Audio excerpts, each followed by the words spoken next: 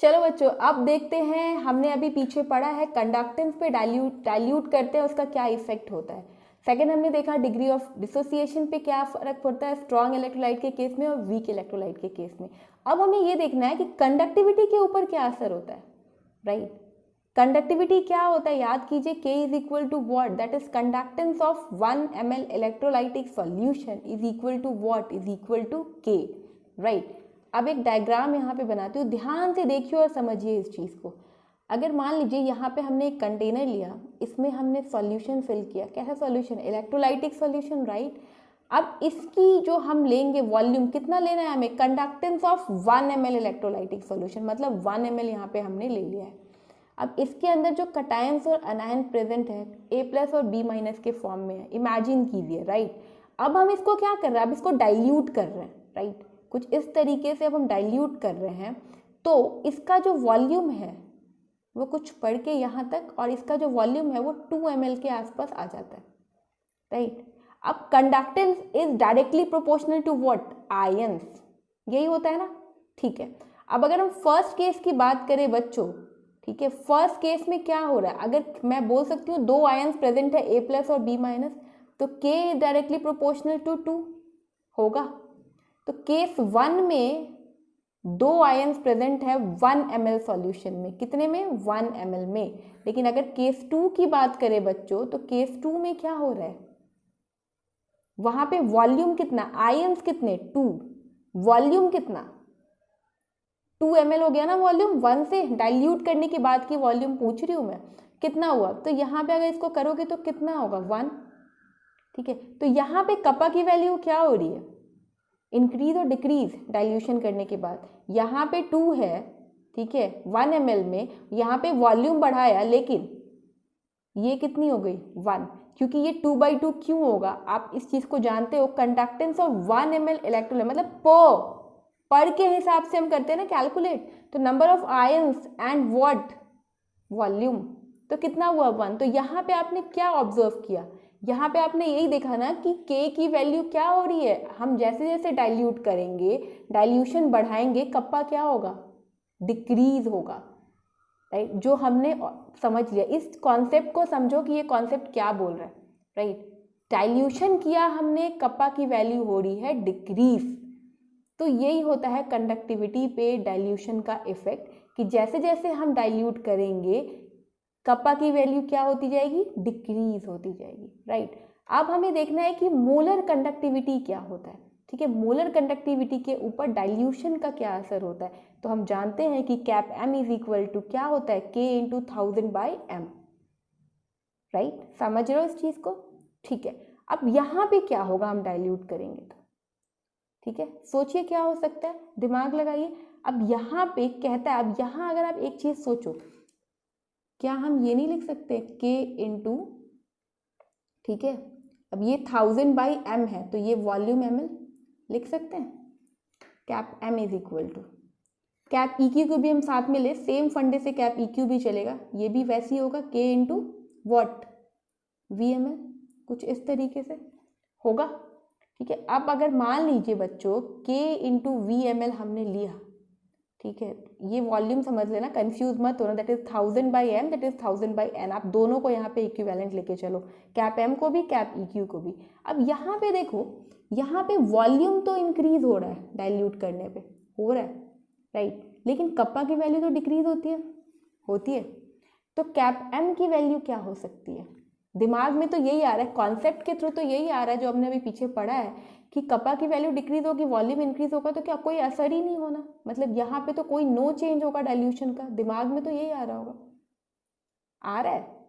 फिर से मैं बता देती हूँ, अभी हमने पढ़ा है कि वॉल्यूम जैसे जैसे हम बढ़ाते हैं, कप्पा की वैल्यू डिक्रीज होती है ना, लेकिन यहाँ पे तो हमारे दिमाग में तो यही आ रहा होगा कि कैप M की वैल्यू में कोई चेंज ही नहीं आएगा, फिर तो क्या चेंज आएगा, कोई भी चेंज नहीं आएगा। लेकिन ऐसा नहीं है बच्चों, एक्सपेरिमेंट के अकॉर्डिंग ये बोला गया कि जैसे जैसे हम कप्पा, ठीक है, ये चीज़ एक्सपेरिमेंटली आप जो देख रहे हो थियोरेटिकली ये हमें समझ आ रहा है, लेकिन एक एक्सपेरिमेंट के थ्रू हमें ये समझाया गया कि जितनी भी इंक्रीमेंट होती है वॉल्यूम की, अगर हम बात करें VML की, तो इसकी जो इंक्रीमेंट हो रही है उसके अकॉर्डिंग कैप M की बात कर रहे हैं अभी हम, ठीक है, तो उसके अकॉर्डिंग इसकी जो डिक्रीमेंट है वो कम है, मतलब इसकी इंक्रीमेंट इतनी है, इतनी ज़्यादा है कि ये उतनी ज़्यादा नहीं है इसकी स्लो प्रोसेस है। होता है ना किसी का स्लो किसी का फास्ट, जो हमने पीछे भी कुछ चीज़ों में देखा है, तो उस तरीके से। तो यहाँ पे एक्सपेरिमेंटली ये कहा गया कि कैप एम और कैप ई क्यू की वैल्यू इंक्रीज करती है, राइट। अगर हम डाइल्यूट करेंगे कैप एम और कैप ई क्यू इंक्रीज करेगा, राइट। क्यों करेगा? क्योंकि उसकी इंक्रीमेंट इतनी ज़्यादा है कि इसकी डिक्रीमेंट अगर हो भी रही है तो इसका रेशियो बहुत कम है। अगर ये 10 पे गया तो ये 1 पे है, आप समझ रहे हो, रेशियो है इसका। अगर ये 10 के ऊपर गया तो ये 1 तक ही है, अभी इतना ही डिक्रीमेंट इसका हो रहा है। तो इसलिए कैप एम और कैप ई क्यू वैल्यू जो होती है वो इंक्रीज करती है अगर हम डाइल्यूट करेंगे तो। कप्पा की वैल्यू डिक्रीज होती है, राइट, लेकिन कैप एम और कैप ई की वैल्यू क्या होती है? कंडक्टेंस की वैल्यू। वहाँ पे कंडक्टेंस का मैंने आपको बताया, क्या बताया कि वहाँ पे कप्पा की वैल्यू डिक्रीज होगी अगर आप डाइल्यूट करोगे। तो क्यों होगी आपने समझ लिया, लेकिन यहाँ पे क्या होता है, यहाँ पे इंक्रीज करता है।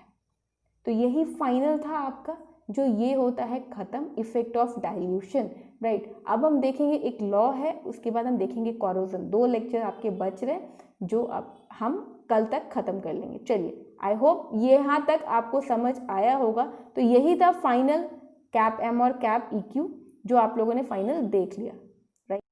चलो बच्चों, अभी हमने प्रीवियस लेक्चर में क्या देखा है? प्रीवियस लेक्चर में हमने ये देखा है कि effect of dilution in different things में क्या क्या होता है। जैसे हमने कंडक्टेंस, कंडक्टिविटी, मोलर और इक्विवेलेंट कंडक्टेंस के ऊपर देखा, राइट। तो यहाँ पे मैंने एक कंक्लूजन लिख दिया है कि अगर डाइल्यूशन इंक्रीज होता है तो क्या होगा? कॉन्सेंट्रेशन डिक्रीज होगा, राइट। कंडक्टेंस पे क्या देखा था हमने, मीन्स जी पे क्या देखा था कि वो इंक्रीज करता है, राइट। जैसे जैसे हम डाइल्यूट करेंगे, पानी डालते जाएंगे, कंडक्टेंस इंक्रीज होगा, लेकिन कंडक्टिविटी डिक्रीज होगा। मीन्स कप्पा की वैल्यू क्या हो रही थी? डिक्रीज हो रही थी। लेकिन अगर मोलर और इक्विवेलेंट कंडक्टेंस की बात करें तो वहाँ पे क्या हो रहा था? वो इंक्रीज हो रहा था, राइट। कुछ यही देखा हमने final conclusion effect of dilution के अंदर। अब बच्चों हमें देखना है infinite dilution, right. Infinite dilution मतलब क्या? दिमाग में यही आता है ना इनफाइनाइट डाइल्यूशन सुन के, कि हम किसी चीज़ में पानी डाल रहे हैं और वो इन्फिनिटी, उसका कोई मतलब, कहते हैं ना इनफाइनाइट है, कुछ है ही नहीं उसका, अथाह, जिसको हम हिंदी में बोलते हैं, राइट। तो इनफाइनाइट डाइल्यूशन मीन्स व्हाट? लेकिन इनफाइनाइट डाइल्यूशन जैसा आप सोच रहे हो उस तरीके से नहीं होता, राइट। केमिस्ट्री के अंदर इनफाइनाइट डाइल्यूशन मतलब कुछ अलग चीज़ होती है, जो आज हम पढ़ेंगे इस लेक्चर के अंदर। इनफाइनाइट डाइल्यूशन को हम रिप्रेजेंट कैसे करते हैं, सबसे पहले हमें ये देखेंगे। इनफाइनाइट डाइल्यूशन का मतलब होता है zero concentration, right. Infinite dilution means zero concentration, right. अब इसकी रिप्रेजेंटेशन कैसे होती है? Conductance of solution is equal to, कहता है cap M, right. Cap M को हम रिप्रेजेंट करते हैं इनफाइनाइट डाइल्यूशन के लिए। लेकिन बच्चों एक चीज़ यहाँ पे मैं आपको बताऊंगी, कैप एम और इस तरीके से आप जीरो देखोगे, मीन्स नॉट जीरो कॉन्सेंट्रेशन, इससे आप समझ जाओ कि ये जीरो कॉन्सेंट्रेशन की बात हो रही है, राइट। अगर कैप ई क्यू पे भी आप देख रहे हो इस तरीके से जीरो, तो मीन्स ये जो है ये इनफाइनाइट डाइल्यूशन की बात कर रहा है हमसे, राइट। क्वेश्चन को ध्यान से देखना, अगर इस तरीके से जीरो लिख रहा है इट मीन्स दैट कि ये आपसे इनफाइनाइट डाइल्यूशन के रेस्पेक्ट में बात कर रहा है, क्योंकि जीरो कॉन्सेंट्रेशन के बारे में बात कर रहा है। तो इसकी रिप्रेजेंटेशन कैसे होती है? Cap M zero, right. ठीक है, यहाँ तक तो समझ गए। रिप्रेजेंटेशन हमने सीख लिया इनफाइनाइट डाइल्यूशन का। अब देखो, वी नो दैट, हम जानते हैं कि डाइल्यूशन इंक्रीज होता है तो कैप एम भी क्या होता है? इंक्रीज होता है। अभी हम पीछे पढ़ के आ रहे हैं कि जैसे जैसे हम डाइल्यूशन बढ़ाएंगे वैसे वैसे कैप एम क्या होगा? इंक्रीज करेगा, राइट। अब बात आती है कि ये इनफाइनाइट डाइल्यूशन होता क्या है फिर, जब आप कह रहे हो कि इन्फिनिटी कुछ है ही नहीं, मतलब देखा जाए तो पानी डाल रहे एक टाइम ऐसा आएगा कि वो इनफाइनाइट हो जाएगा, राइट। कुछ ऐसा ही दिमाग में आता है ना। लेकिन चलो आज एक कॉन्सेप्ट से तुम्हें समझाती हूँ कि एग्जैक्टली इनफाइनाइट क्या होता है, उसके बाद इसका डेफिनेशन मैं आपको लिखवाऊंगी, ठीक है। अब देखिए, यहाँ पे हमने ले लिया वॉल्यूम और यहाँ पे हमने ले लिया कैप एम, इसी के रिस्पेक्ट में तो बात हो रही है, ठीक है। वॉल्यूम हमने ले लिया ml में, और कैप एम याद कीजिए, इसका यूनिट आपको मैंने कप्पा का बताया था, क्या बताया था? S centimetre square mole inverse बताया था ना, -1, ठीक है, यही बताया था। चलिए अब देखते हैं हम, अगर मान लो बच्चों हमने लिया 1 ml, ठीक है, सपोज कर लीजिए वॉल्यूम 1 ml लिया, तो कैप एम हो गया 0.2, 2 ml लिया तो ये हो गया 0.21। कुछ इसी तरीके से हम जब कॉन्सेंट्रेशन डाइल्यूट करते हैं तो ऐसे ही तो इंक्रीज होता है ना। तो चलिए 3 ml लिया तो अब ये हो गया 0.22, राइट। अब हमने 4 ml लिया तो 4 ml में वॉल्यूम लिया तो 0.23 कैप एम की वैल्यू आ गई, ठीक है। अब ऐसे ही हम बढ़ते गए 10 ml तक पहुँच गए, 10 ml पहुँचे तो ये हो गया 0.3। हमने जब 11 ml लिया तो ये क्या हो गया, ये फिर से 0.3 हो गया। 12 लिया तो उस केस में भी ये क्या हो गया, 0.3 हो गया, राइट। मीन्स यहाँ से क्या हो रहा है, ये रुक गया, अब यहाँ से स्टॉप हो गया ये बढ़ना, ठीक है। तो एक ऐसा पॉइंट आया जहाँ पे ये स्टॉप हो गया। इस चीज़ को समझो कि इनफाइनाइट डाइल्यूशन क्या है यहाँ पे। मीन्स एक ऐसा पॉइंट आया 10 ml, तो क्या इसका कौन से पॉइंट पे आया, 10 ml पे आया। तो देखा जाए बच्चों तो 10 ml के अंदर क्या हुआ, ये 0.3 पे आके रुक गया, राइट। मीन्स इसका सैचुरेशन हो गया, देखा जाए तो यहाँ पे सैचुरेशन आ गया। तो इस पॉइंट को हम क्या बोलेंगे, सैचुरेशन पॉइंट। मीन्स यहाँ पे क्या हो रहा है, cap M not increases. Means infinite dilution क्या होगा इसका, 10 ml के पास आके सैचुरेशन पॉइंट आ गया, तो उसको हम कहते हैं इनफाइनाइट डाइल्यूशन। तो यहाँ पे डिफिनीशन है बच्चों, a point of volume, right, where the conductance of electrolytic solution means what, cap m is saturated, called as infinite dilution or zero concentration point, right। समझ रहे हो इस चीज को क्या बोल रहा है, फिर से रिपीट करती हूँ। एक ऐसा पॉइंट ऑफ वॉल्यूम जहाँ पे conductance of electrolytic solution means what, cap M, right. Volume और कैप एम से ही हमने चेक किया ना, is saturated, called as infinite dilution. 10 ml पे आके वो सैचुरेट हो जाता है, तो उसका इनफाइनाइट डाइल्यूशन क्या हो गया, इनफाइनाइट डाइल्यूशन हो गया 10 ml के पास आके वो हो गया, मतलब सैचुरेट हो गया, वहाँ से बढ़ना बंद हो गया, कैप एम की वैल्यू इंक्रीज होना बंद हो गई। तो उसको हम क्या कहते हैं, उसको हम कहते हैं इनफाइनाइट डाइल्यूशन, ठीक है। यही होता है इनफाइनाइट डाइल्यूशन। अब कहता है कि इनफाइनाइट डाइल्यूशन डिपेंड करता है, जो पॉइंट है उसका डिपेंड करता है कि हमने कैसा इलेक्ट्रोलाइटिक सॉल्यूशन लिया है, क्या वो वीक इलेक्ट्रोलाइटिक है या स्ट्रॉन्ग इलेक्ट्रोलाइटिक। इसी पे तो डिपेंड करेगा इनफाइनाइट डाइल्यूशन, कि किस तरीके से हम समझेंगे कि इनफाइनाइट डाइल्यूशन पॉइंट डिपेंड किस पे करेगा, जो हम सॉल्यूशन लेंगे इलेक्ट्रोलाइट पे डिपेंड करेगा, राइट। इलेक्ट्रोलाइट कैसा होगा हमने पढ़ा है, वीक इलेक्ट्रोलाइट और स्ट्रॉन्ग। अभी हमने डिग्री ऑफ डिसोसिएशन में देखा है, मेरा डिग्री ऑफ डिसोसिएशन पढ़ाने का यही एम था कि आपको इनफाइनाइट डाइल्यूशन समझ आ जाए, ठीक है। क्योंकि 11th में पढ़ना है, 12th में नहीं पढ़ना डिग्री ऑफ डिसोसिएशन, लेकिन फिर भी हमें वीक और स्ट्रॉन्ग को समझने के लिए इनफाइनाइट डिग्री ऑफ डिसोसिएशन पता होना चाहिए क्या होता है। चलिए अब हम कैसे समझेंगे, ठीक है, कि वीक है या स्ट्रॉन्ग है, ये कैसे देखेंगे, चलिए देखते हैं। अब टॉपिक है हमारा कि molar conductance at infinite dilution. तो सबसे पहले रिप्रेजेंटेशन देखते हैं। Molar conductance at zero concentration पे हमें पता है कैप एम 0 लिखते हैं, राइट, यही लिखते हैं ना, ठीक है। तो फर्स्ट रिप्रेजेंटेशन समझ गए कि हम molar conductance at zero concentration पे कैप एम नॉट लिखते हैं। Second, limiting molar conductance. Limiting means what, 10 ml पे आके वो सैचुरेट हो गया, मतलब लिमिट मोलर कंडक्टेंस, ठीक है। तो कैप एम नॉट, इसको भी हम कैप एम नॉट से रिप्रेजेंट करेंगे, राइट। तो ये तो इसकी रिप्रेजेंटेशन होगी। अब कैलकुलेशन की बात करते हैं in the case of strong electrolyte. तो हमें पता है डिग्री ऑफ डिसोसिएशन में हमने देखा है कि अल्फा की वैल्यू 100% होती है, means alpha is equal to 1। वहाँ पे क्या होता है, हम डालेंगे तो वो पूरा ही टूटता है, ठीक है। तो हमने तो यही सीखा है कि अगर हम डाइल्यूशन इंक्रीज करेंगे, डाइल्यूट करते जाएंगे, तो अल्फा में तो कोई चेंज नहीं आएगा, यही देखा है ना। मतलब वहाँ पे क्या होता है, कंडक्टेंस इंक्रीजेस, कैसे, because of distance between ions increases. होता था जैसे जैसे हम कंडक्टेंस इंक्रीज करते थे, डाइल्यूट करते थे, जो डिस्टेंस था आयन के बीच का वो क्या हो रहा था, इंक्रीज हो रहा था, और फोर्स ऑफ द अट्रैक्शन क्या हो रहा था, वो डिक्रीज कर रहा था, यही तो हो रहा था। और मोबिलिटी ऑफ आयंस इंक्रीज हो रहा था। कुछ ऐसा ही देखा था ना, एक बार मैं फिर आपको रिपीट कर देती हूँ, याद करो। एक ऐसा कंटेनर लिया था, इसमें हमने सॉल्यूशन फिल किया था, इसके अंदर A+B- करके आयंस थे जो पास पास थे। जब हम इसको डाइल्यूट करने लगे तो इसका वॉल्यूम इंक्रीज हुआ तो इसके अंदर जो फोर्स ऑफ अट्रैक्शन था वो लूज होने लगा तो एक यहाँ और एक यहाँ डिस्टेंस होने लगा इनके बीच में, डिस्टेंस इंक्रीज होने लगा। डिस्टेंस इंक्रीज होने के वजह से फोर्स ऑफ अट्रैक्शन डिक्रीज होने लगा, और mobility of ion means ease of flow of ion increase होने लगा। तो यही तो हमने फाइनल देखा है ना, ठीक है। अब बात आती है कि हम कह रहे हैं कि यहाँ पे कोई चेंज नहीं होता। इसको प्रूफ करने के लिए एक साइंटिस्ट आए जो एक लॉ दे के गए हैं, अभी हम उसको देखेंगे। वो ग्राफिकल एक रिप्रेजेंटेशन हमें दे के गए, किस तरीके से हम ग्राफ के थ्रू रिप्रेजेंट करेंगे अल्फा एम और वॉल्यूम को। मीन्स कैप सी, उन्होंने क्या किया, कॉन्सेंट्रेशन को बच्चों उन्होंने रूट सी ले लिया, ठीक है, रूट सी, और उन्होंने क्या किया, यहाँ पे वॉल्यूम के साथ देखा कि किस तरीके से वॉल्यूम के थ्रू हम इसको रिप्रेजेंट करेंगे, ठीक है। कुछ इस तरीके से उन्होंने किया। अभी मैं बताऊंगी कि root C versus what, cap M, यही है ना कॉन्सेंट्रेशन और मोलर, अभी हमने यही तो पढ़ा। तो root C versus cap M पे एक उन्होंने ग्राफ प्लॉट किया, जो ग्राफ अभी हम पढ़ेंगे आगे, कि किस तरीके से उन्होंने ग्राफ प्लॉट किया, राइट। तो चलिए देखते हैं कि कौन थे वो साइंटिस्ट, कौन आए थे और किस तरीके से हमें लॉ दे के गए और किस तरीके से उन्होंने ग्राफिकल रिप्रेजेंटेशन किया, राइट। तो इनफाइनाइट डाइल्यूशन हम कैप एम की वैल्यू कैसे करेंगे फॉर स्ट्रॉन्ग इलेक्ट्रोलाइट और वीक इलेक्ट्रोलाइट, राइट। तो यहाँ पे आपको मैंने बताया था वैसे root C versus cap M का ग्राफ हमें प्लॉट करना है, राइट। किसके लिए, स्ट्रॉन्ग इलेक्ट्रोलाइट और वीक इलेक्ट्रो, किस केस में, इनफाइनाइट डाइल्यूशन,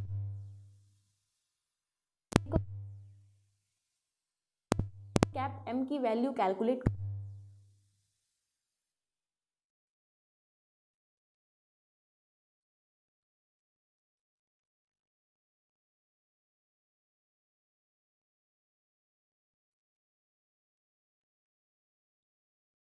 क्या हुआ, सबसे पहले उन्होंने ये ऑब्जर्व किया कि उनको एक पॉइंट मिला, क्योंकि आपने ये बताओ, आपने डिग्री ऑफ डिसोसिएशन अल्फा पढ़ा है, पहले हम ग्राफ से पहले इसको समझ रहे, हमने पीछे पढ़ा है क्या होता है अल्फा की वैल्यू 100, जितना डालोगे उतना टूटेगा, मतलब डिग्री ऑफ डिसोसिएशन क्या होती है in the case of strong electrolyte. तो अगर देखा जाए तो कोई भी चेंज नहीं होगा, राइट, है ना, ऐसा होता है ना, क्योंकि हमने क्या पढ़ा था, हमने यही पढ़ा। लेकिन इनफाइनाइट डाइल्यूशन में अगर हम डालेंगे तो उन्होंने फर्स्ट पॉइंट ऑब्जर्व किया कुछ इस तरीके से, फिर दूसरा देखा तो यहाँ देखा, कुछ फोर्थ पॉइंट देखा तो यहाँ देखा। देखो एक टाइम ऐसा आएगा, आगे हमें कैलकुलेशन की ज़रूरत है क्या, अगर हम बात करें जीरो पे तो ये पहुँच जाएगा अगर आप लाइन खींचोगे तो यहाँ पे हमें एक स्ट्रेट लाइन का ग्राफ मिला। आपने पढ़ा है मैथ्स के अंदर y is equal to M X plus C, right. तो यहाँ पे ये जो लाइन बना वो बना cap not M, means infinite dilution means zero. ये किसको जीरो से बोलते हैं ना, अभी हमने पीछे पढ़ा है कि जीरो कॉन्सेंट्रेशन हुआ ये, ठीक है, molar conductance at zero concentration. तो आपने मैथ्स में पढ़ा है y is equal to M X plus C, तो उसके बेस पे ये ग्राफ आपको समझ आ रहा होगा किस तरीके से कैलकुलेट किया गया है, राइट। एनसीईआरटी में एक इक्वेशन है cap M is equal to cap not M minus A root C, right, कुछ इस तरीके से एक इक्वेशन है। तो ये कैसे प्लॉट हुआ, इस ग्राफ को देख के आपको समझ आ रहा है, y means what, cap m, है ना। तो कुछ इस तरीके से ग्राफ हमने प्लॉट किया है।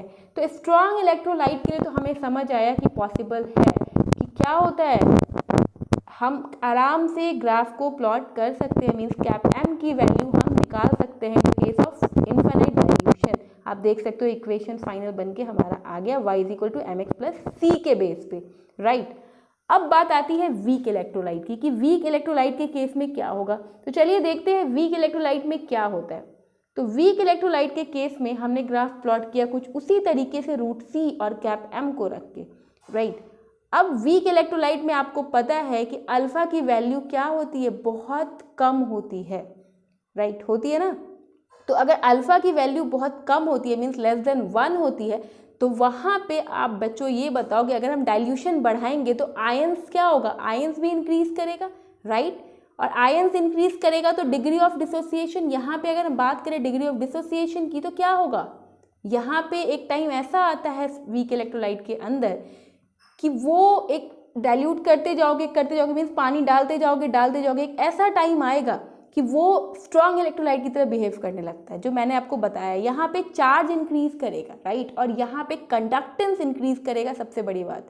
लेकिन स्ट्रॉन्ग इलेक्ट्रोलाइट के केस में क्या है, बस नॉर्मल क्या था, ease of flow of ions बढ़ गया, फोर्स ऑफ अट्रैक्शन कम हुआ, उसकी वजह से क्या हुआ, ease of flow of ions बन गया। लेकिन यहाँ पे चार्ज भी इंक्रीज कर रहा है और कंडक्टेंस भी इंक्रीज कर रहा है। कंडक्टेंस के इंक्रीज करने की वजह से मोबिलिटी उसकी इंक्रीज हो रही है, यही हो रहा है ना कुछ, जो सब कुछ अभी हम पीछे पढ़ते हुए आ रहे हैं। तो कुछ ग्राफ रिप्रेजेंट किया तो दूसरा लाइन उनको कुछ ऐसे मिला, तो जो ग्राफ प्लॉट हुआ वो हाइपरबोला के शेप में ग्राफ इसका प्लॉट हुआ कुछ इस तरीके से।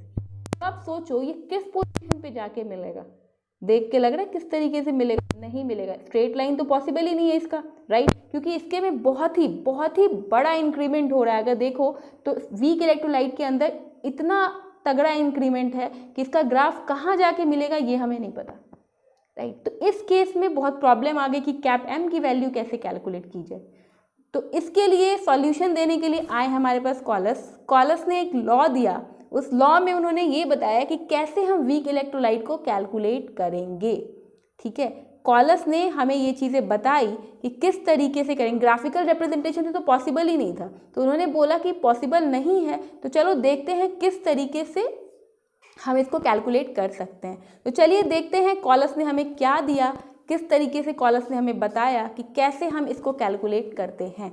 तो चलिए देखते हैं आगे और देखते हैं कि कॉलस ने हमें क्या दिया था, राइट। इस लॉ को समझो, आप ये समझ रहे हो ना स्ट्रॉन्ग और वीक में क्या डिफरेंस आ रहा है, क्या प्रॉब्लम आई वीक के अंदर। वीक के अंदर ये प्रॉब्लम आई कि हम नहीं कर सकते ग्राफिकल रिप्रेजेंटेशन के थ्रू, स्ट्रॉन्ग में कर सकते हैं। तो कॉलस ने क्या बोला कि अब यहाँ पे डिफिनीशन पढ़िए आप, according to Kohlrausch law limiting molar conductance for any electrolyte is the summation of individual contribution of cation and anion of that electrolyte, right. तो कॉलस ने क्या बोला कि limiting molar conductance for any electrolyte, not for weak electrolyte, for any electrolyte is the summation of individual contribution of cation and anion of that electrolyte. तो यहाँ पे कुछ examples के थ्रू मैं आपको समझाती हूँ किस तरीके से कॉलस ने प्रूफ किया।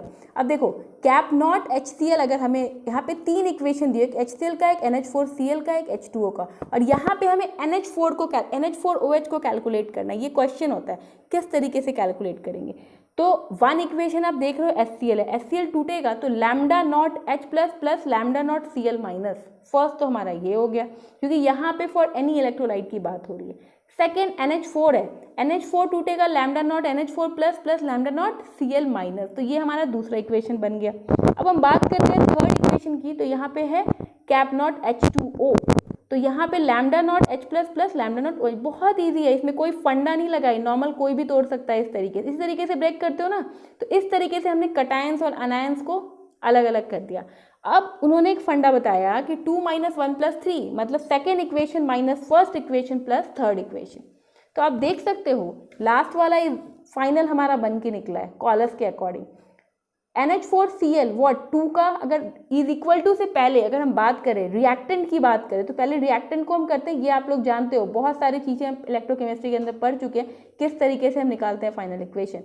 NH4Cl 2 - 1 HCl, राइट, प्लस यहाँ पे बात करें तो यहाँ पे क्या है, यहाँ पे आप देखोगे H2O कहाँ पे है, ये 3 पे है ना, कैप नॉट H2O, और ये जो बना कैप नॉट NH4OH ये हमारा एक वीक बेस बन के तैयार हो गया और हमारे NH4OH की कैलकुलेशन पॉसिबल हुई कॉलस के अकॉर्डिंग, राइट। तो ये फाइनल बना कैसे, जो हमारा प्रोडक्ट साइड है उसको आप सबको ऐड कीजिए और कट करके देखिए 2 - 1 + 3 के अकॉर्डिंग, तो फाइनल जो आपका आंसर निकल के आएगा वो आएगा कैप नॉट NH4OH।